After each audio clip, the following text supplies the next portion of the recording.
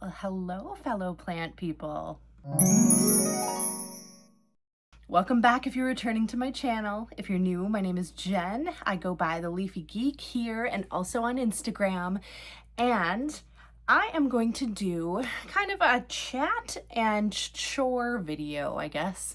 But it's tied to the 2026 mid-year plant tag that another plant creator, Anna with Plants is her channel name, put out into the universe. A few creators I have seen do it had really cool answers. It's been really insightful, and it really got me thinking about, what I would say, what I would respond with. So I decided I was going to go ahead and do it. And I have this glass terrarium of sorts. This is a ton of Hoya polyneura cuttings that I had taken off of the plant that I had that had been starting to decline probably about, oh my gosh, probably a year ago at this point. These cuttings have been in here and I've just kind of forgot about them. So my goal today is to see how many still are viable, how many have roots, and try and get them into a pot so that they can continue to grow if they're growing in here. I know that might be a little bit harsh to kind of remove it if it's had some, ideal growth conditions, with the humidity and whatnot. But I've grown Hoya polyneura before, not in an enclosed terrarium, and I think it might be for the best to get it out of here because there's just a lot of moisture in it. And where there's moisture, there can be mold. Okay. It's not terrible. I checked in here. I've been kind of letting the cover off more and more often just to, kind of get conditions kind of more toward normal apartment conditions in terms of the humidity level. So that's what I'm going to do. I'm going to repot some cuttings and I'm going to go through the questions that Anna has put out there for us. So stick around if you want to hear some stuff. Kind of a different setup I've got going on this evening.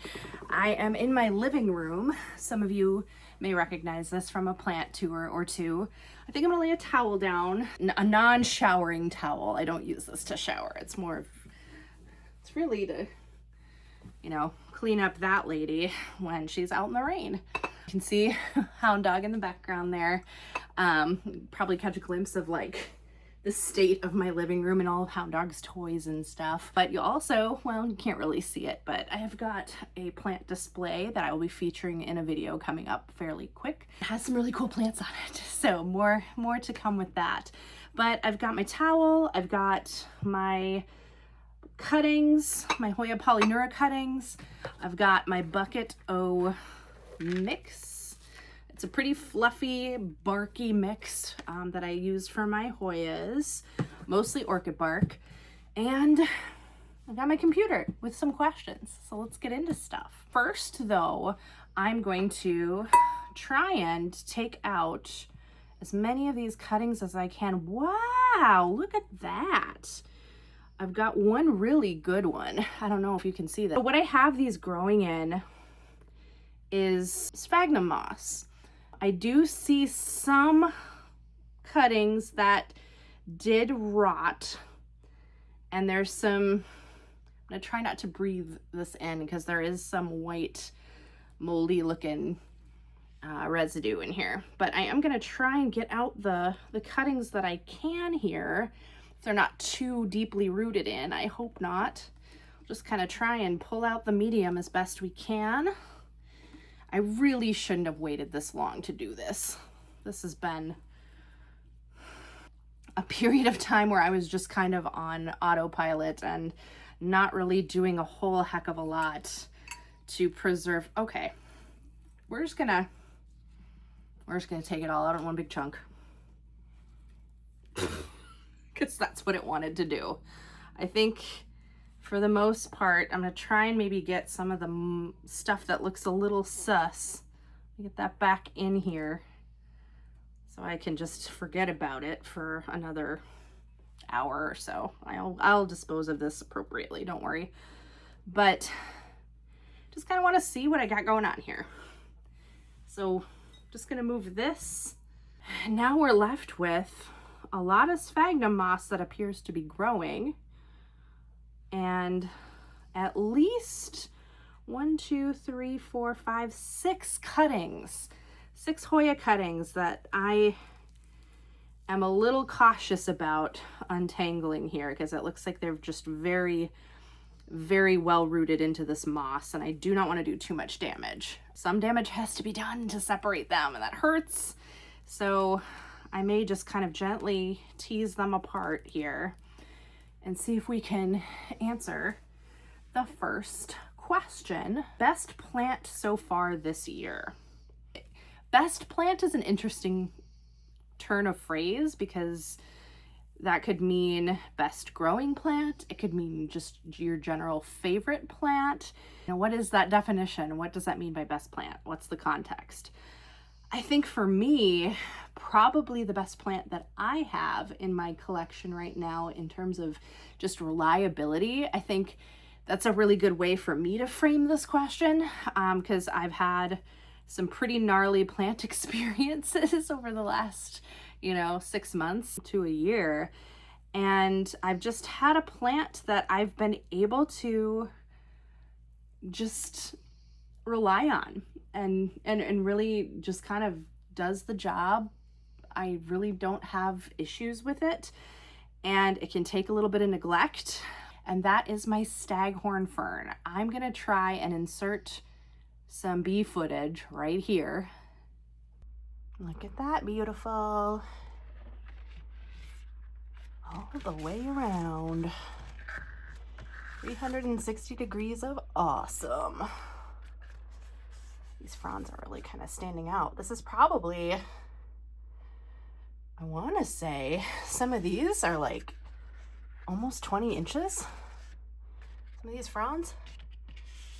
And I think there are 2 different fern heads, maybe 3 actually. There might be 3 in here. I think I combined a few that weren't doing so hot. I put them in one big pot, and they all just really like that a lot better. And they are now a staghorn fern community. Yeah, I love this plant. I've grown staghorns before with limited success. And I just, this is one that I just threw into a pot, and I haven't really necessarily needed to do much with it. It just kind of sits in a corner. It's not by a window. It's under a grow light. It's under my Aspect grow lights that I have. I have the Highland track system kind of right above me, actually. And it just sits in the corner, and it adds height. It adds drama. You'll see in my next plant tour that I do of my apartment that there have been some pretty significant changes in my living room, and I don't have as many plants in here anymore, but it really has just kind of created it maintains the vibe. And it just feels like a big presence in spite of only being one plant, and I really can just let it be. So I get a lot of bang for my buck with that plant. I think I really like it. So we'll go, in terms of reliability and a plant that I've, been able to keep around a while and not have to do much to, I think that's a good option. Okay, we've got 1 cutting. I'm probably not going to be able to clear off all of the sphagnum moss, but it'll be enough. Question 2, best plant rebound recovery. Yeah, okay. I'm going to give this one to I call them the Tenacious 10. They are 10 Hoyas that they have survived what could have been a potential culling. Some of you might know, I've alluded to it on social media posts on my Instagram. I mentioned it in a recent video that I had a spider mite infestation in my Hoya room. And so we'd almost made it through winter. I had a pretty tough winter. I lost both of my grandmothers within a month of each other.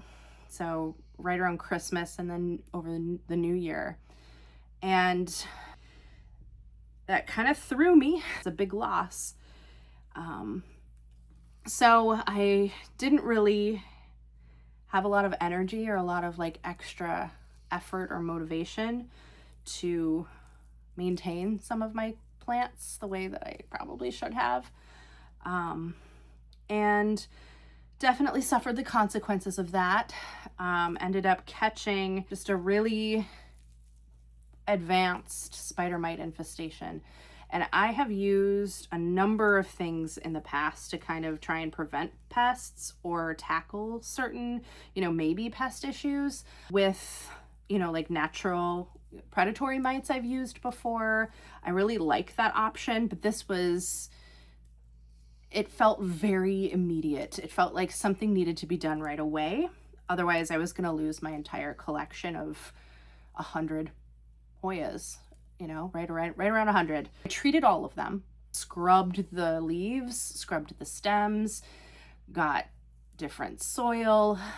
Just really tried to do everything I could to save what I could. There were some that were way too far gone right away, and that was obvious. So those ended up in the compost bin. Roots are looking pretty good on these, I should say. Like, I'm not seeing a lot of rot or anything on these from staying in sphagnum for too long. So got 2 so far that are looking good. But back to the Hoya issue. I took stock, kind of triaged a little bit. There were some that weren't showing any signs, but they're in a room with other plants that have mites, and it's obvious those plants have mites. You gotta assume they have mites. You have to. Treated them as I did the others. And then there were a handful, I want to say there were probably about 20 to 30 plants that were okay. I have the numbers on my Instagram story from when this all happened, and I shared it there. But I had a fraction of my collection that was all right, I thought. I had another 10 that I wasn't optimistic about. I was pretty sure those were going into the bin at some point, but I treated them and then I put them outside, and I was like, you have the summer, friends. You will either make it and turn around and all will be well and I will invite you back in, or I will say goodbye and be very sad about it, but it is what it is. All 10 of those Hoyas made it, from what I can tell. They're looking really good out there. I'll have to show you at some point again I'll have to do a status update. I have the list here of the Tenacious 10. My Hoya Spa 038 Flora's Island, that was when I was really, really sad. That was in that state. My Hoya Obovada, my Hoya Carnosa Wilbur Graves, the Chinese form, Hoya Chelsea, Hoya Globulosa, Hoya Rangsan, Hoya Salata, Hoya melliflua, the subspecies Fraterna, and Hoya parasitica. So those were my 10. That is 10, isn't it? 1, 2, 3, 4, 5, 6, 7, 8, 9. Oh, and I also have, so that's 9. But I also have a really cool little, I can't remember what it is now. Oh, I should have prepared better for this.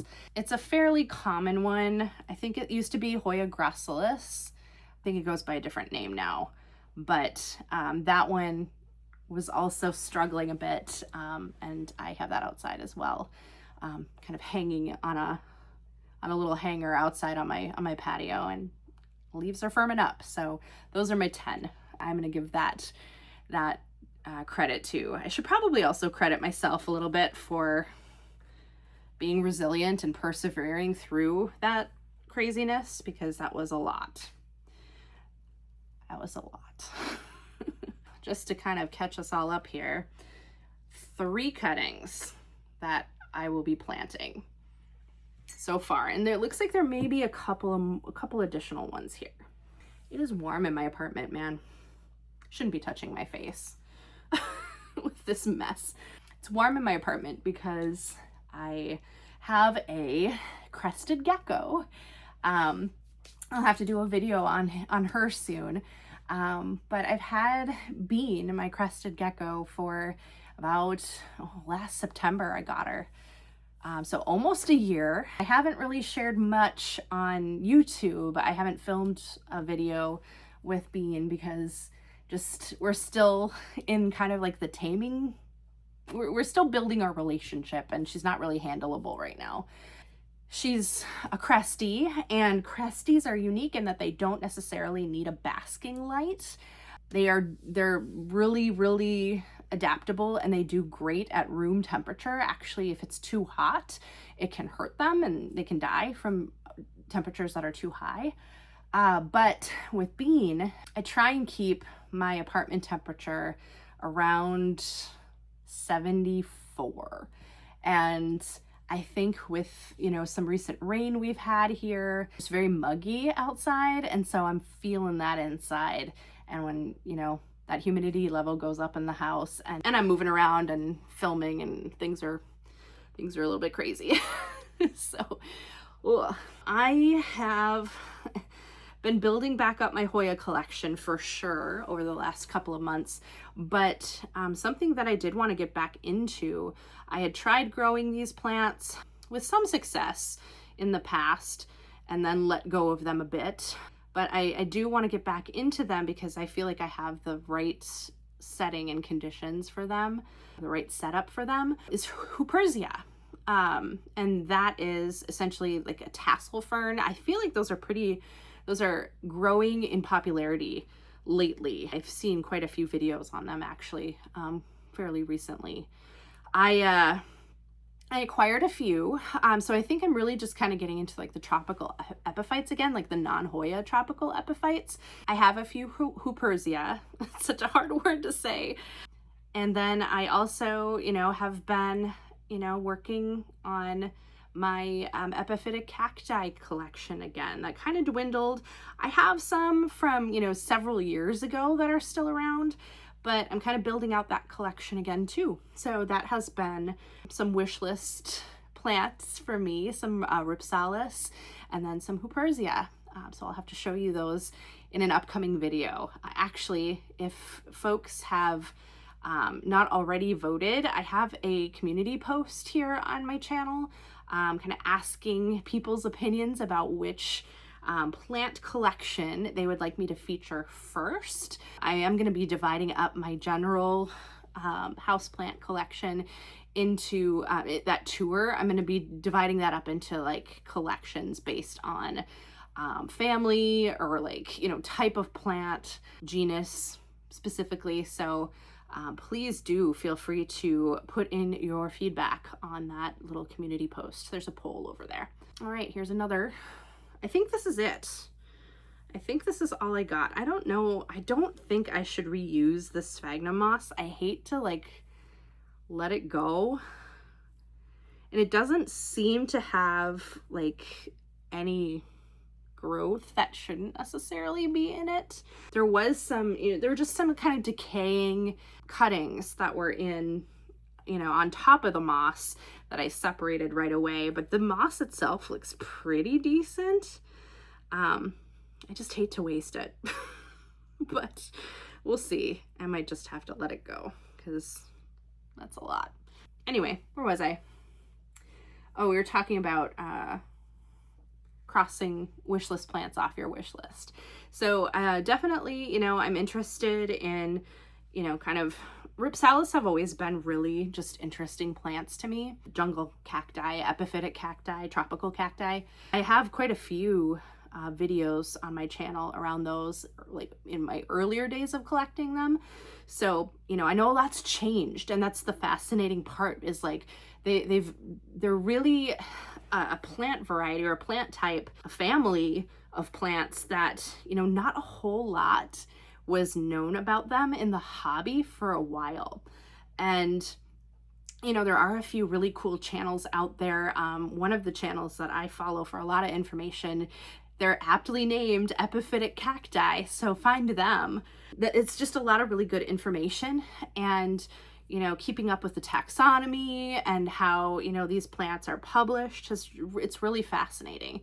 So if you're into that kind of stuff, I do recommend checking out their channel. They have a lot of good information. I'm learning, so I am by no means an expert, but I really do appreciate a good Ripsalis. I really like them. Let me know where you're finding yours if you're into collecting them as well. So I guess question 4, I just kind of answered too a little bit.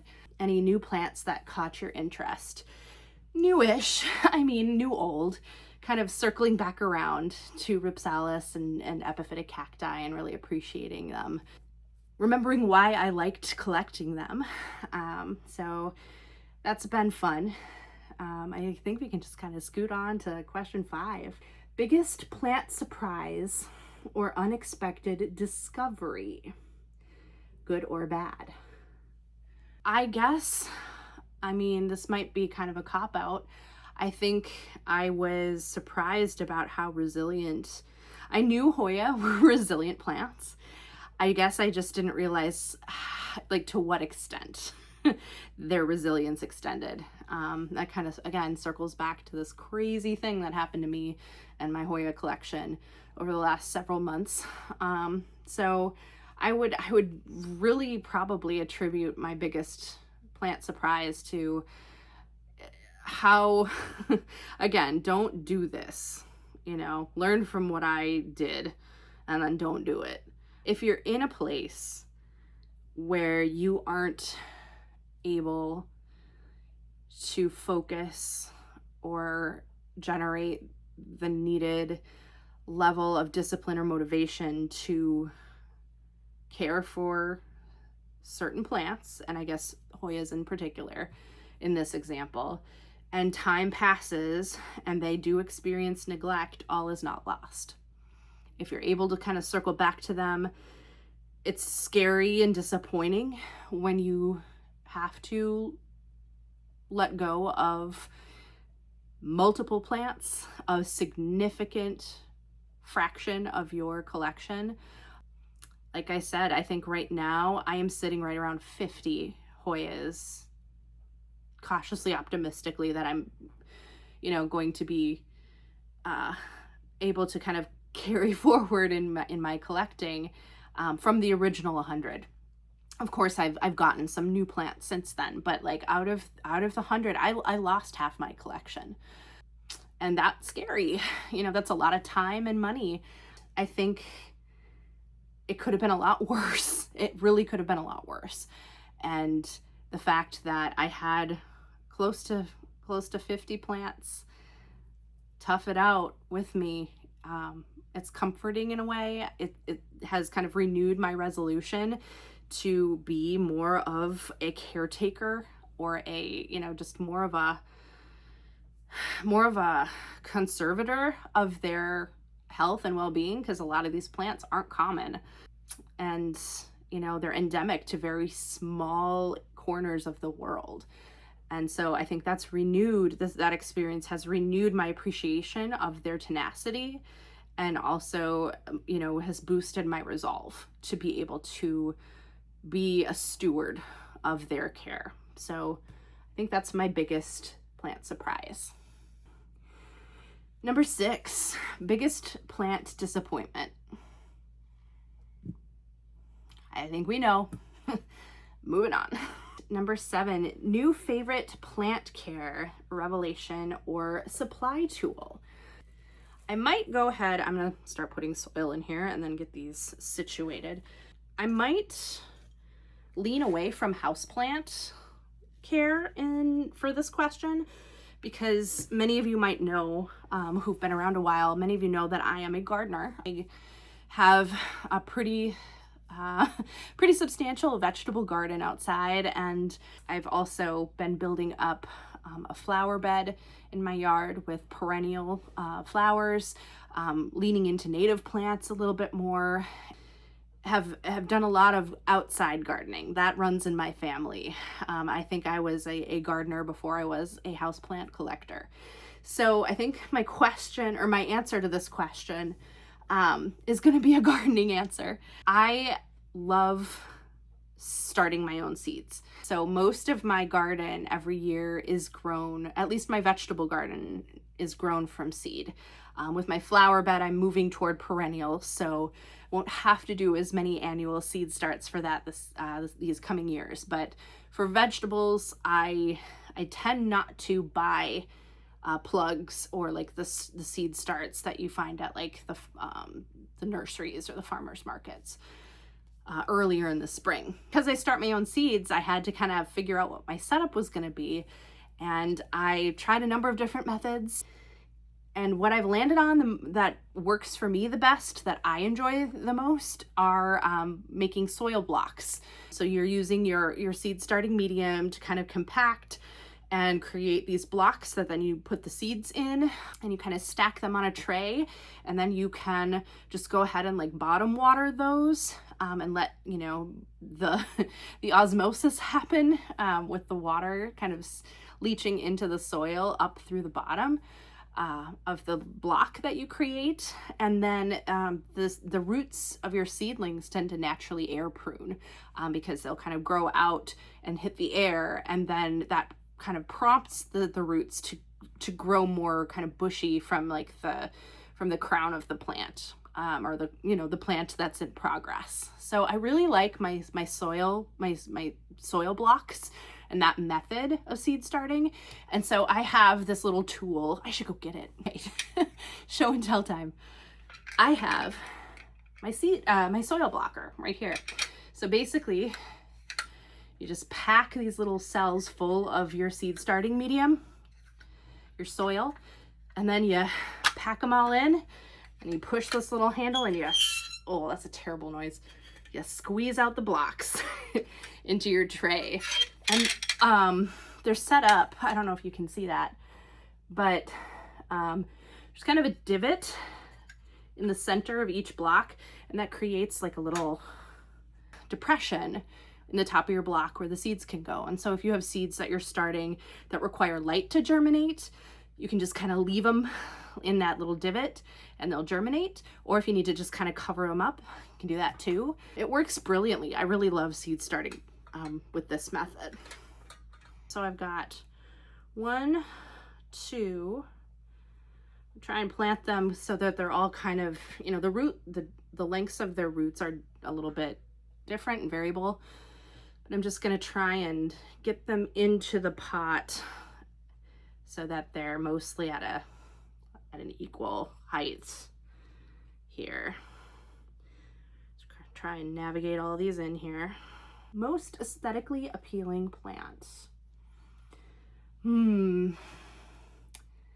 That's a good question, question 8. Yeah, I don't own it, obviously. And I would never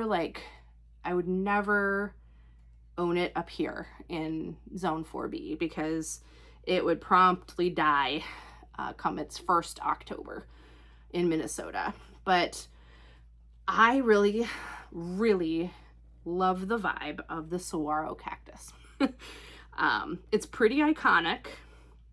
When I lived in Arizona from 2009 to 2015. I was in the Phoenix, Tempe area.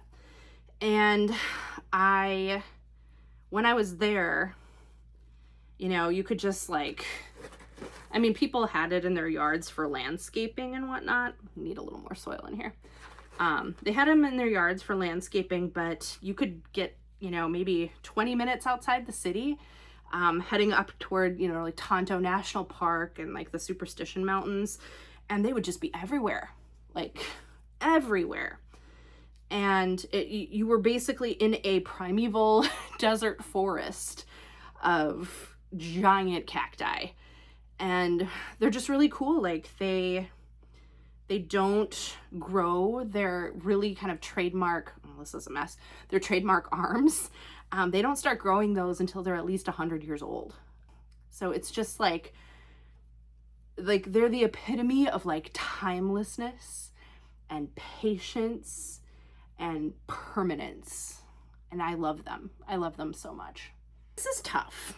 I'm trying to negotiate some rando cuttings is kind of tricky. So I might just try and like do 2 at a time, kind of fill in the edges with soil, like that. That might be a thing to do. Add another one. Okay, what's the next question? Most sad looking plant. Well, okay, so I'm not gonna count any of my hoyas because obvious reasons. But I would have to say that, well, yeah, I'm looking at it right now. Probably the saddest looking plant I have right now, it's in beans enclosure. It's my chlorophytum, my fire flash plant. So, you know, related to spider plants, the chlorophytum. Fire flash is supposed to have these really beautiful, like green, lush leaves and these like orange petioles that they grow up on, which it does. It just looks really aesthetically challenged right now. It's a plant, it's safe for geckos. And so I added it to beans enclosure. Right now, I mean, it looks rough. Like it's all weird and crispy and there are ends broken off of it. And I think that's because Bean, she'll either like jump on it or fall on it or pee on it. So that's kind of looking rough. It's looking real rough. Animals do a number on plants, but it really does add to her enclosure. So I wanted to include some live plants in there, and that was a good option at the time. So, yeah. How do you feel about being on camera right now? Not super great about it, huh? That's okay, Beanie. You're so pretty. I'll put you back. Put your leaf back. There you go. Okay. Any plants left to acquire or plant projects to complete before the end of 2026? I have some notes on this one, so bear with me while I kind of look at my computer and reference that. I have been throughout this. I've got notes on a few of the questions. I think projects to complete before the end of 2026, I think I definitely need to be proactive about preparing my indoor spaces for my plants that are out on my patio right now. I move a ton of plants out there to summer to have, you know, kind of their best lives out there while it's warm. Oh, my light just went off. Sorry about that, guys. We'll try and finish this here. You know, I really try and do, you know, them justice and give them some good outside time. A lot of my cacti and succulents go out there. I have agaves, I have, you know, other like cacti that are pretty common in most collections. I've got like a palm out there. That's probably not going to come in though. That was more of an impulse buy at the nursery one day. You know, I really like having those plants out on my patio for the summer. And then I also have acquired some citrus trees that I've potted up and have out there. It's just a very cool, like, floating gardens of Babylon type vibe out there, and I love it.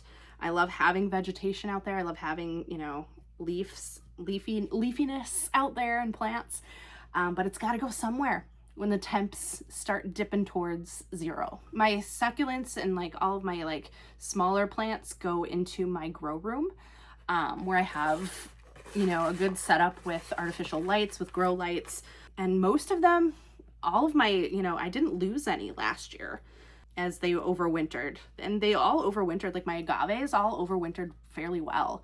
My cacti did too. I have those kind of set up on timers so they can, you know, do their thing.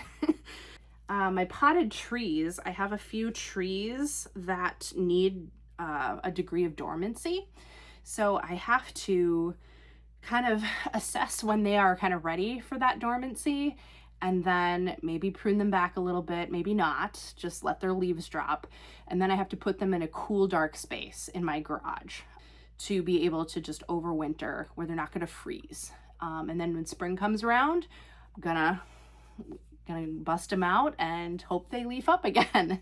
And then I have a couple of citrus trees that don't necessarily need to overwinter because a lot of citrus in this hemisphere grows, like it it fruits during the winter. So I might try and just negotiate some of my setup a little bit, make sure they're under like my aspect grow lights, and see what I get. I have a red finger lime, an Australian finger lime, and then I have a kumquat that I would really like to try and maybe get some fruit. I don't know. We'll see. We'll see how that goes. Yeah, that prep is pretty interesting.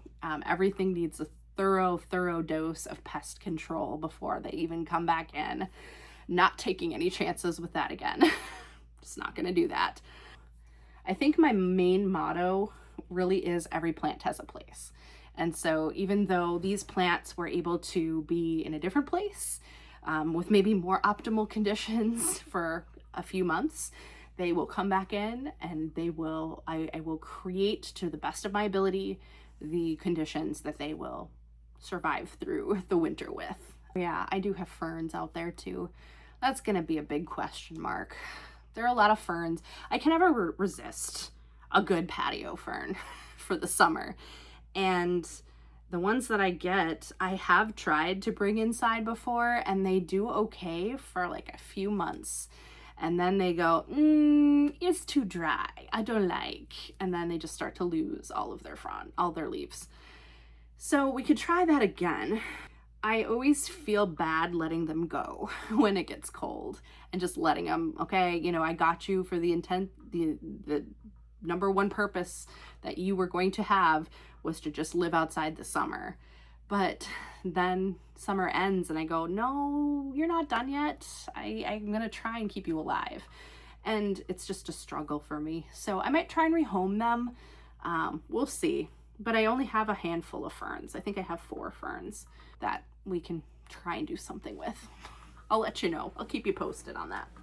Well, this is what this looks like. I used a pot. It has fish scales on it because I could not resist. But I think this looks great. I have a decently full Hoya polyneura now.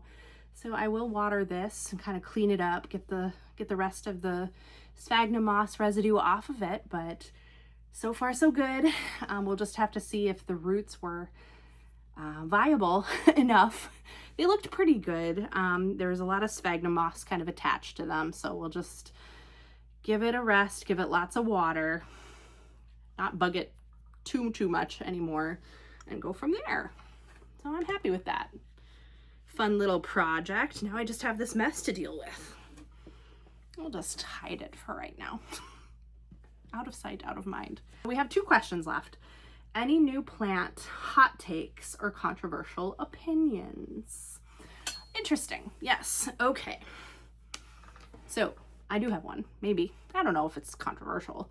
My hot take, it is infinitely easier to film houseplant content than it is to film gardening content. I said it. I said it. When you're gardening, you're not sitting. The scale of the chores is also bigger. It's easier to film chores in one room when you're doing houseplant content versus planting beds, and you know, the setup is more intense. Just kind of, you know, having to have a tripod, or you know, having to configure for lighting. It's a lot more unpredictable that way. The technical aspects of filming are harder to control when you are outside versus when you're contained inside. You have a lot more control. So I see these larger gardening channels like kicking butt at it, and I just like, how do you do that? I mean, I'm sure some of you out there, if you see this, some of you have teams of people who support you, and that's amazing. It's harder to do. And for me, like when you're gardening, usually you're just in it. You know what I mean? Like you are focused. It's harder to pause for like camera angles or setup, like I mentioned.